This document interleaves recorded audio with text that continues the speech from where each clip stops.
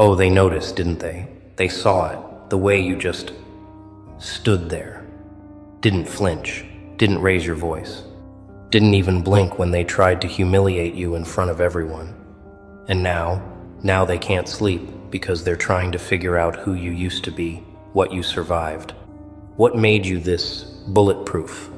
Welcome back, you terrifyingly calm, unnervingly composed, dangerously unbothered warrior. Or should I say, welcome to the moment they realized they just poked something they shouldn't have. Because that reaction, or should I say that non-reaction, it wasn't weakness, it was warfare. The kind that doesn't need weapons. The kind that doesn't need words. The kind that makes grown adults question every single assumption they ever made about you. Let's rewind to that moment, shall we? The disrespect was loud, calculated, designed to break you in front of witnesses. They threw the insult like a grenade, expecting an explosion, expecting tears, expecting you to crumble or fight back or at least show them something. Anything that would prove you're just like everyone else. But what did you do? You smiled. Not a fake smile, not a nervous smile. A smile that said, I've survived worse than you could ever imagine, and you're not even a footnote in my story. You maintained eye contact, not aggressive, not submissive, just present, eerily present. And in that silence, in those 5 seconds that felt like 5 hours, you became a mystery they'll spend the next 5 years trying to solve. Here's what they don't understand, and here's what's eating them alive right now. Normal people react. Normal people defend themselves. Normal people either explode with rage or collapse with shame. But you did neither. You absorbed their disrespect like a sponge absorbs water, completely, totally, and then you just moved on. Like it never happened. Like they never happened. And that indifference, that composure, that's not something you learn from self-help books or motivational videos. That's trauma disguised as tranquility. That's survival skills mistaken for social grace. That's a past so heavy it made your present unbothered. They wanted a reaction, but what they got was a masterclass in emotional detachment from someone who's clearly been through something they couldn't comprehend. Now they're having theories. Oh yes, they're in group chats right now, dissecting that moment frame by frame. Did you see how they didn't even react? That's not normal. What do you think happened to them? Some are saying you're secretly dangerous, that you've got a dark past, that quiet people are always the ones you should fear. Others are saying you're broken inside, that you've been hurt so badly you don't feel anything anymore. And the rest are just scared, because they realize they can't manipulate someone who doesn't need their validation. They can't hurt someone who's already been destroyed and rebuilt themselves. They can't intimidate someone who's faced real monsters and survived. You became a ghost story before you even left the room. But let's talk about what that moment really meant, because this isn't about them anymore. This is about you. That calmness, that terrifying composure, it didn't come from a place of peace, did it? It came from a place of practice. Years of practice. Years of swallowing your pride, biting your tongue, absorbing blow after blow after blow until your nervous system just adapted, until your brain learned that reacting costs more than it's worth, until your soul decided that silence is the only language worth speaking to people who don't deserve your energy. You didn't choose to be this calm. You were trained to be this calm. Trained by betrayals that taught you trust is expensive. Trained by humiliations that taught you dignity is silent. Trained by losses that taught you attachment is a luxury you can't afford. They're wondering who you used to be, but here's the real question. Who did you have to become to survive? Because that version of you, the one who stands there unfazed while chaos erupts around you, that's not your natural state. That's your armor. That's the result of every single time you cried alone, every single time you screamed into a pillow, every single time you wanted to fight back but knew it would only make things worse. You learned that the loudest power is quiet. You learned that the strongest response is no response. You learned that the best revenge is becoming someone they can't decode, can't predict, can't hurt. And now you're walking around with a PhD in emotional warfare, and they're still in kindergarten throwing tantrums. Here's what's keeping them up at night, and trust me, it's keeping them up. They thought they knew you. They thought they had you figured out. The quiet one, the nice one, the one who doesn't cause problems, the one they could disrespect without consequences because you never fought back before. But that moment, that 5-second window where you just stood there absorbing their venom with the calm of someone who's immune to poison, that shattered their entire perception of you. Because now they're realizing you weren't quiet because you were weak. You were quiet because you were watching. You weren't nice because you were naive. You were nice because you chose mercy over what you're actually capable of. You weren't avoidant because you were scared. You were avoidant because you knew engagement was a waste of your evolution. And now the theories are getting wild, aren't they? Some think you're former military, trained to stay calm under pressure. Some think you grew up in chaos, so regular disrespect feels like a vacation compared to what you survived. Some think you're secretly calculating, planning something, waiting for the perfect moment to strike back. And the paranoid ones, they think you're just numb, broken beyond repair, a shell of a person who's been hurt so many times you don't even register pain anymore. But none of them are right. None of them understand the real truth. You're not any of those things. You're something far more dangerous. You're healed. Or at least, you're healing. And healed people don't need to prove anything. They don't need to defend themselves. They don't need to make others understand. They just exist, unbothered, untouchable, unbreakable. Let me paint you a picture of what they're seeing when they look at you now. They see someone whose eyes don't change when they're insulted, someone whose breathing doesn't quicken when they're attacked, someone whose posture doesn't shift when they're challenged. It's uncanny, it's unsettling. It's the kind of calm that makes people uncomfortable because it suggests you've seen things, survived things, conquered things they can't imagine. You're not playing the game they're playing. You're not even on the same board. You're operating from a dimension of existence they don't have access to, where ego doesn't matter, where opinions are just noise, where disrespect is just another Tuesday. And that makes you unpredictable. That makes you powerful. That makes you a problem they can't solve. But here's where it gets really interesting, because while they're theorizing about your past, they're missing what's happening right now. Every day you don't react, you're getting stronger. Every insult you absorb without flinching, you're building immunity. Every time they try to get under your skin and fail, you're proving to yourself that you're no longer the person who could be broken by words. You're not suppressing your emotions.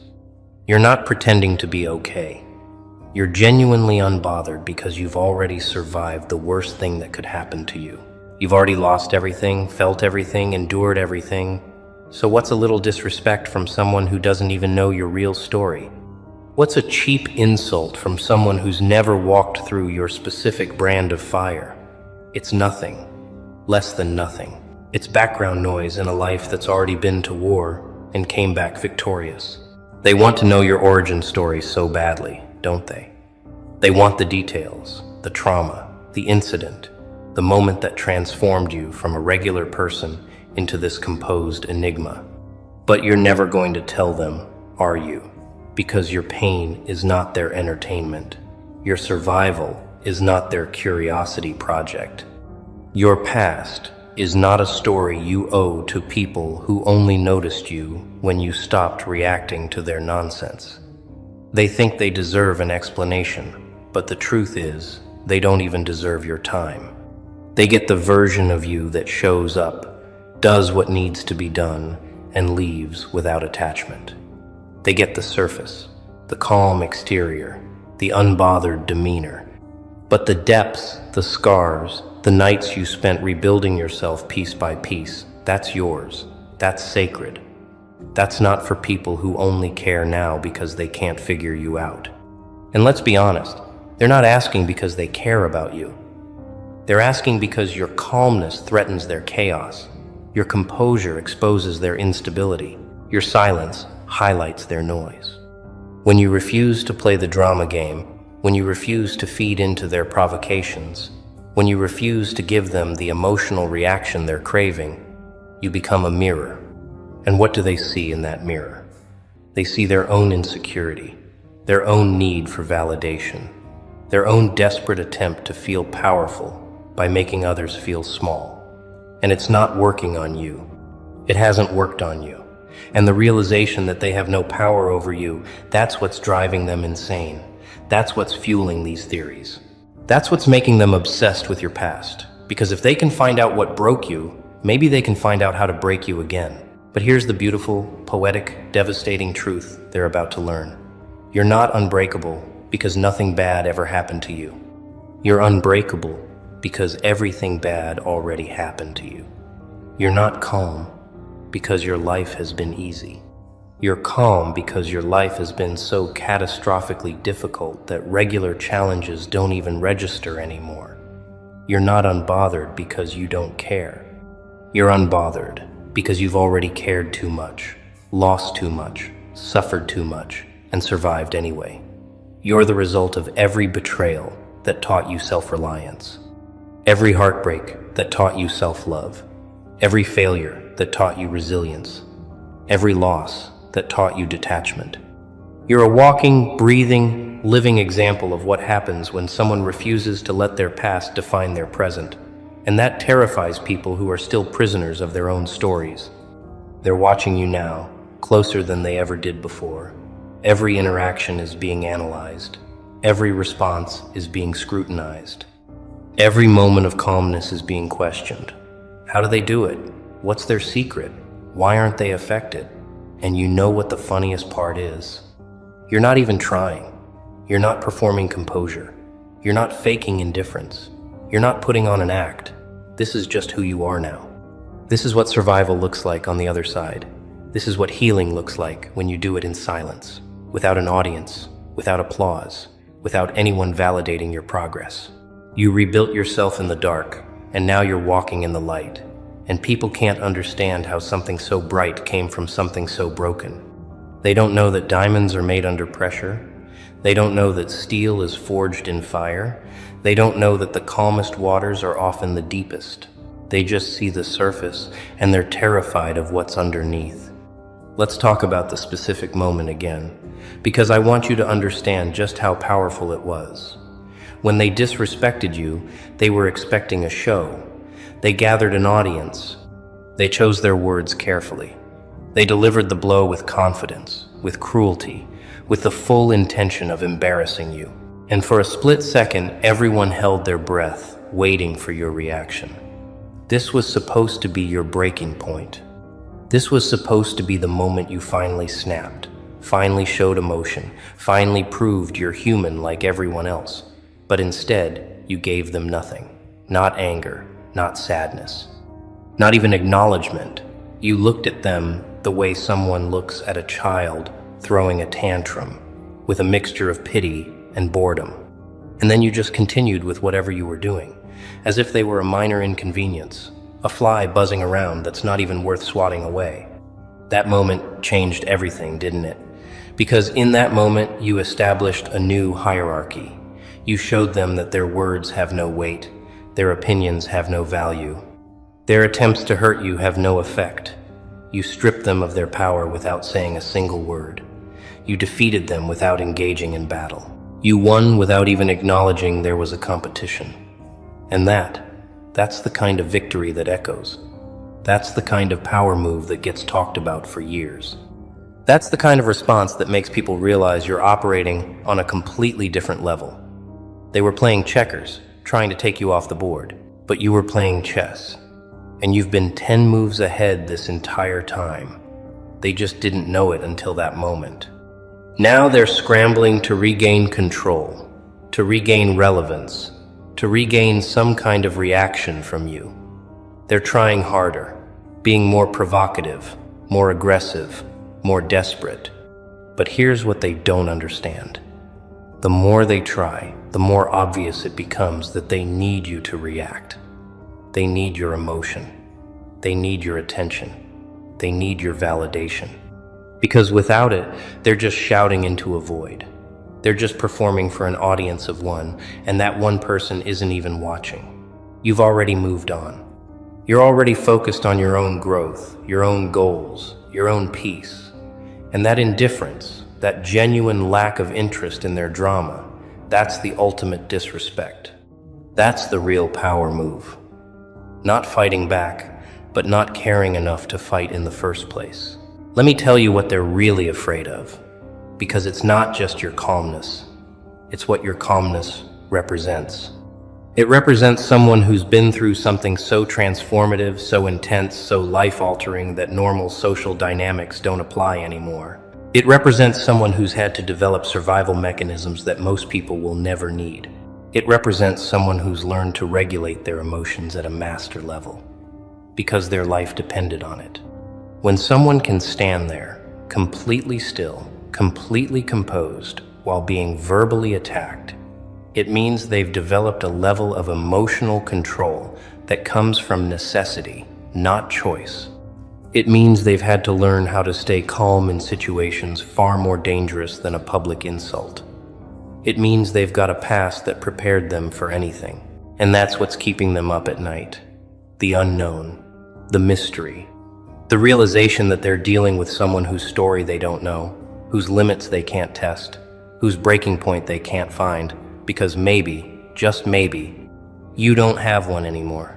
You've already been broken. You've already been destroyed. You've already hit rock bottom so hard that you bounced back stronger. There's nothing they can take from you that hasn't already been taken. There's nothing they can say to you that you haven't already said to yourself. There's nothing they can do to you that's worse than what you've already survived. And that makes you untouchable. That makes you dangerous. That makes you someone they should have never underestimated in the first place.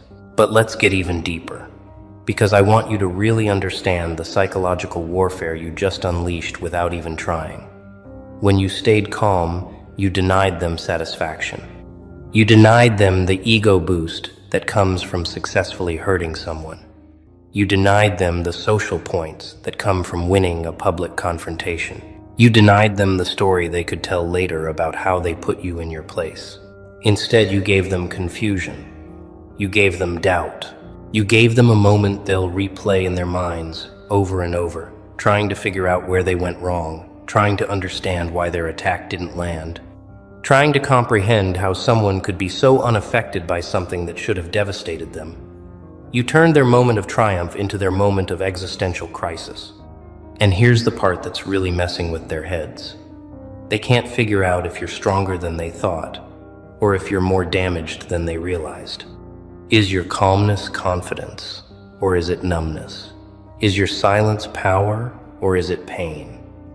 Are you untouchable because you've healed, or are you untouchable because you've broken? They can't tell. And that ambiguity, that uncertainty, that's what's driving them crazy.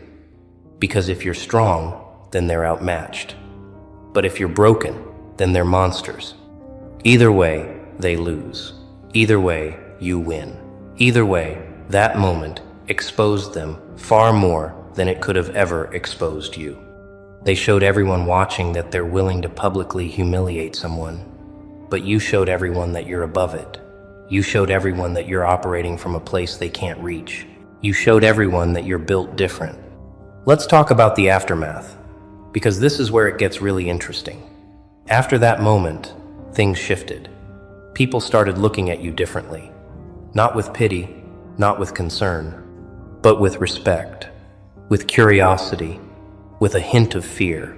Because anyone who can stand there and absorb disrespect like it's oxygen, anyone who can maintain composure while being attacked, anyone who can smile in the face of cruelty, that's not someone you want to mess with. That's someone who's clearly been through something. That's someone who's clearly learned something. That's someone who's clearly evolved beyond the petty dynamics that control most people's lives. And now you're not just the quiet one anymore. You're not just the nice one anymore. You're the one with a story. You're the one with a past. You're the one who makes people wonder, who makes people theorize, who makes people nervous, just by existing in the same space. And the person who disrespected you, They're feeling it the most. They thought they were establishing dominance. They thought they were showing everyone how irrelevant you are. But instead, they showed everyone how relevant you've become. Because now, you're all anyone can talk about. Now, you're the mystery everyone wants to solve. Now you're the person everyone's paying attention to, not because you demanded it, but because you didn't react to someone trying to take it away. You became more interesting by doing less. You became more powerful by saying nothing. You became more respected by refusing to engage. And that's a level of social chess most people will never understand. They're still playing with obvious moves, loud reactions, desperate attempts to be seen. But you've mastered the art of invisible warfare, the kind that wins without anyone even realizing there was a battle. Here's what they're missing in all their theories about your past. They're so focused on what happened to you that they're not seeing what you did with what happened to you. They're so focused on trying to figure out the trauma that they're not recognizing the transformation. They're so focused on the damage that they're not seeing the reconstruction. Yes, something happened to you. Yes, you went through something that changed you fundamentally. But the real story isn't what broke you. The real story is how you rebuilt yourself. The real story is how you took every painful lesson and turned it into armor. The real story is how you took every betrayal and turned it into boundaries. The real story is how you took every loss and turned it into liberation. They're looking for the origin of your calmness, but they're missing the evolution of your consciousness.